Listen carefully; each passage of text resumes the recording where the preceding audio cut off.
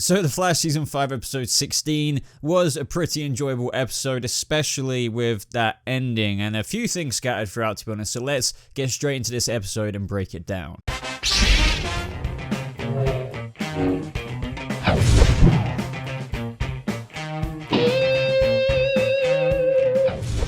How's it going, species? Welcome to a brand new Flash review. So today we are talking about episode 16, of course, titled Failure is an Orphan, and this was a pretty enjoyable episode. Well, I did kind of expect that ending. I was about to say I didn't, but if you watch my trailer breakdown, I did theorize the whole Grace thing, but I wasn't actually sure if they were mega gonna do that. A lot of people thought that Thorne was on about Godspeed in the trailer last week, but you know, as I said, like, I don't think Godspeed is coming until potentially episode 18, Godspeed. But other than that, even though there's still a lot of problems going on for Team Flash, I still felt like this episode's tone, the way it went down in many different ways, including Sherlock and Nora, we're getting a lot closer to that, was very, very interesting. So let's dive straight into this, but before we do, guys, be sure to subscribe to this channel if you do, watch these videos and you've been watching for a little while, especially if you've done that. Turn that notification button on with the all notifications, and of course like this video if you do go on to enjoy it, because it really, really does help out this video and the channel. So right at the beginning, a way to steal my heart all the time, Flash, is to start with Nora and Eobard Thawne, just because, you know, we're always very interested in that. I don't know who isn't. If you aren't, then that is very, very interesting. And notice how there's not so much time left as well on the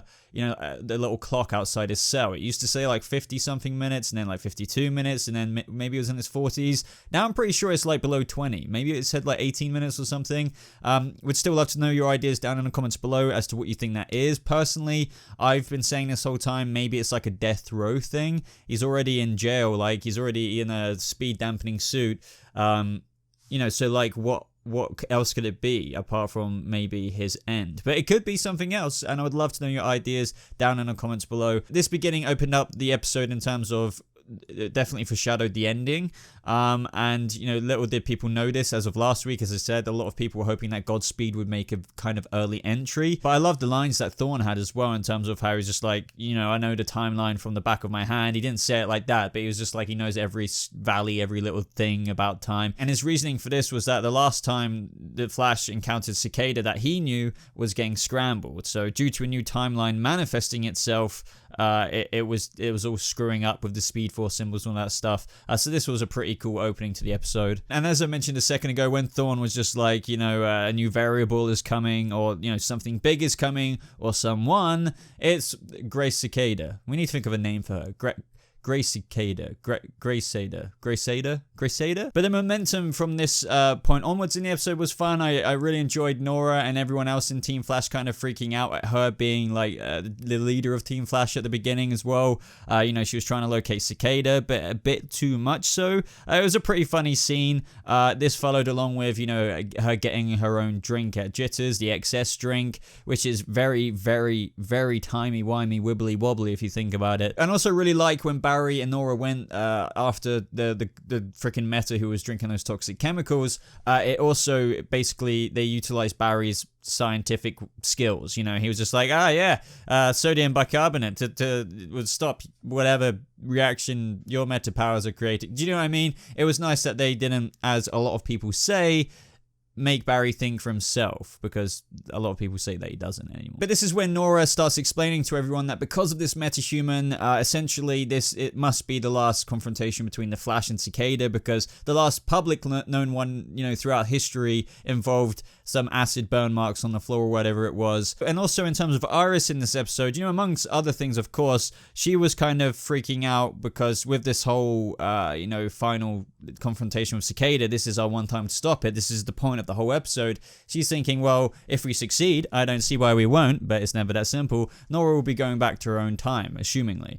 So, you know, I get that, you know, especially with how the journey they've been through this season already, starting off very rocky, and then even more rocky, then they've, you know, blossomed. It's quite feelsy. Now, I really like that moment between Nora and Barry in the episode. I thought it was a really nice moment, you know, when they were talking about, what words we used to convince Cicada to basically take the cure. She was giving really cool examples of, you know, lines that he said before that I guess someone in the public at the time overheard. And, you know, they pointed out, well, Nora pointed out as well, that the Flash, one of the biggest things that he's remembered for is his ability to bring people over to the good or overcome his enemies through those famous speeches he gives. And I thought that was really nice, because Barry does have a way with words, and when she read some out, yeah, sure, Barry shot each one down saying, oh, I don't know about this, or I don't know about that Captain Cold one. Leonard Snart had already, worked with us before that. And, Nora I guess it's like another reminder that not everything you learn in the Flash Museum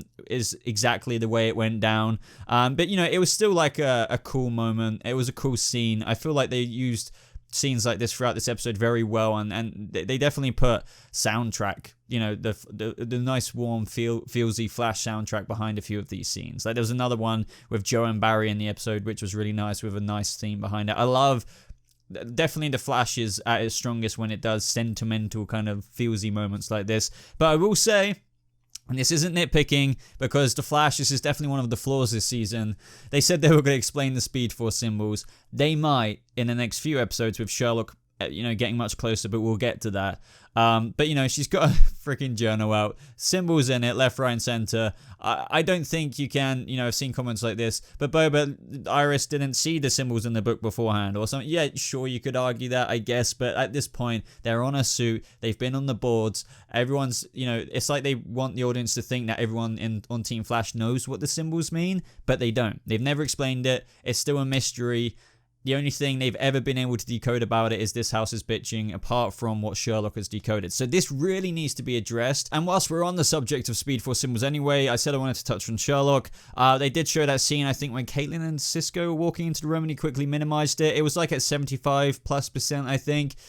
Basically just saying, especially from the promo for next week's episode, which will be up after this video at some point, it's basically going to be nearly done. And I'm thinking that was just a drop saying, don't worry, guys, Sherlock's nearly decoded everything. I'm guessing this will allow him the ability to read absolutely everything that he's scanned from Nora's journal. But then we had our first confrontation with Cicada in the episode, when he was going after the acid meta, and this was like, like on the front page of that newspaper or whatever. Essentially, Killer Frost breaches in, Barry breaches in, tries to talk to Cicada, the dagger is against the wall for like 60 seconds. Barry tries to talk to him about Legacy, gets wrecked, literally freaking wrecked. That doesn't really work very well. Frost comes in, blasts him, and I just did think, and I don't want to get too into this because we've been through many things like this before, why not just blast the heck out of him and just breach him into a cell or something? But okay. But then, of course, guys, in true Cicada fashion, this really needs to be a meme at this point. There needs to be a compilation with the amount of times this has happened. He flew away. But I'm not angry about it. This would have been disastrous if this was the only confrontation we had with Cicada this episode. It's still not really acceptable, but it's easy to overlook when they face him again. And everything else that happened in this episode happened. As I said, if he just flew away and this had to pick up in another episode's time, that would have been terrible, because that's what people have been so frustrated with this season already. So at this point in the episode, they were discussing, oh my god, have we lost like our last opportunity to confront Cicada, since, they technically did think that because this was their last day to do it in theory in terms of what history shows. But I love that line that Sherlock dropped. I really felt like that maybe it isn't so obvious to Nora, but I guess it's 50-50. You guys decide. When he dropped the line, the timeline is malleable, I suppose, and he is proper taking digs, low-key digs at Nora there, and she had no idea. It just flew right over her head. But that was risky of Sherlock to do almost, because that's the exact line that she sent Eobard Thawne.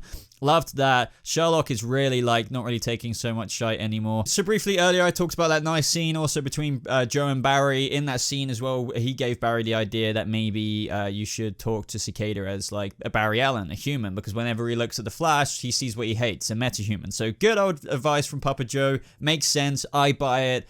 So that is the next idea, to approach Cicada. Also, this reminds me, of course, in this episode, we had Joe and Cecile partnering up. They obviously went after the Doctor. Was it Amber? Or, I can't remember for the life of me. But essentially, they cracked into her a bit more. Cecile can read when they're lying.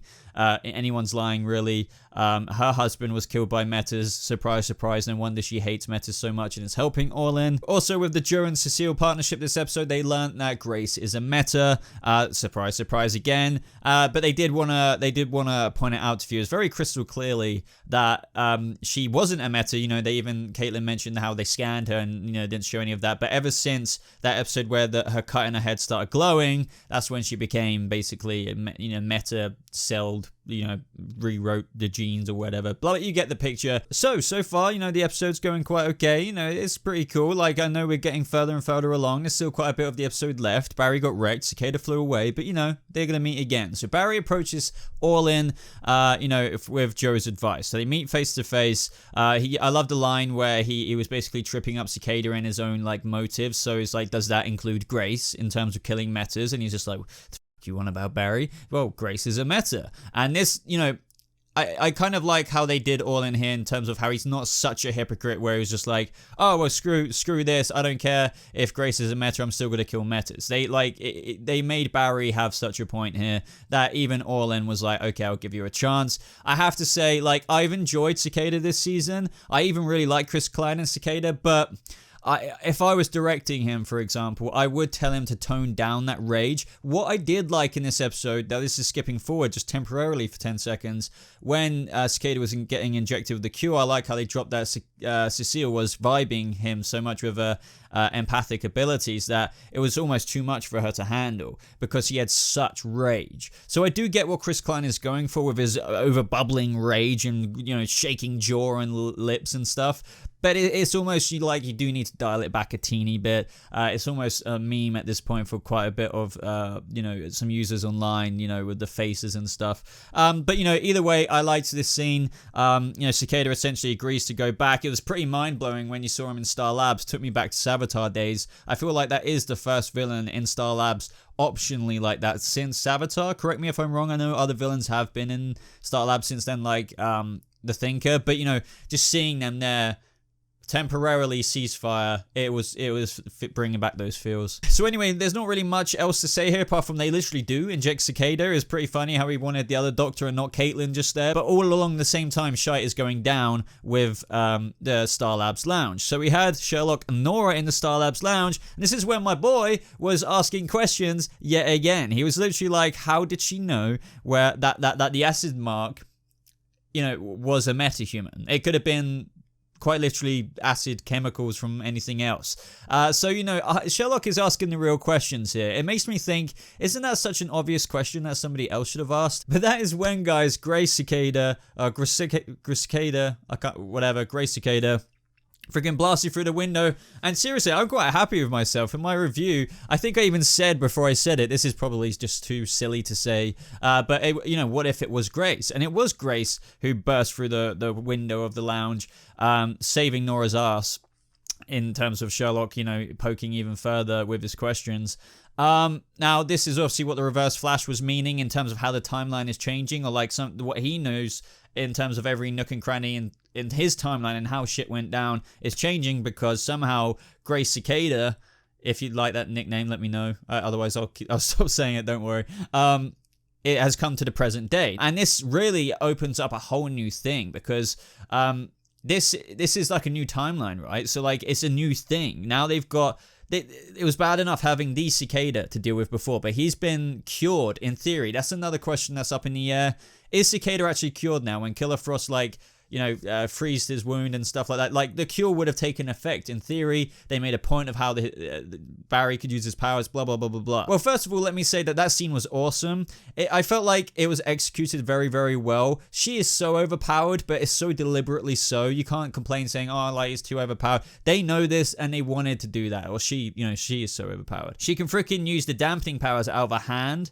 She's like Cicada 3.0. She doesn't need those dual daggers, but she's got them anyway. That's a problem within itself. But anyway, the doctor died. Notice how she didn't kill anyone, though. This is super intriguing, and I hope that this isn't just out of convenience for the episode. But she didn't kill Nora and Barry. I can't remember who else was there. I think Sherlock was knocked out somewhere, blah, blah, blah. Nora and Barry were sizzled up against the wall like that, proper like Gandalf style, Lord of the Rings, Fellowship of the Ring, just slapped against the floor magically. But she just released them and walked out. She could have killed them. Just like that. But why didn't she? I hope there's a reason behind that. Don't let it just be because, oh, the heroes need to live, obviously, because, no, let it be better than that. Other than that, though, guys, essentially, Grace Cicada takes her father, Papa Cicada. As I said, I assume he's cured, and she just... I don't know what she was trying to do, because if he's cured by that point and she was trying to prevent it, like, is there going to be 2 cicadas now? Like, I doubt it. So I'm pretty sure she's going to be the new imposing threat. They foreshadowed this way back at the end of that episode when they went into Grace's mind and Nora's mind and she was talking to herself. And what is Papa Cicada going to be like from here on out in the season? Is he irrelevant? Is he going to try and appeal to Grace? Is he going to be like, but Grace, I didn't want you to turn into this. So like the legacy comment from Barry is very much come to fruition. I don't know. This is all good things though. This is why this episode was pretty good. I really enjoyed it much more than last episode. Not saying that last episode was terrible or anything, but this is, an episode I really enjoy. The next week's episode looks very interesting. Keep an eye out for my promo breakdown, in several hours' time. It might be in the cards above if you're watching this after I've already uploaded it for several hours. But other than that, guys, let me know your thoughts on this episode down in the comments below. Do you agree with anything I had to say? Do you want to expand on anything I had to say about this week's episode? Other than that, like it if you did enjoy this video. I really appreciate that. Subscribe if you're brand new. Links, as always, are in the description down below for places to follow me and support me. But thank you so much for watching, guys. I hope you have a lovely rest of your day, and I'll see you speedsters in the next video, which will be the trailer breakdown. Goodbye.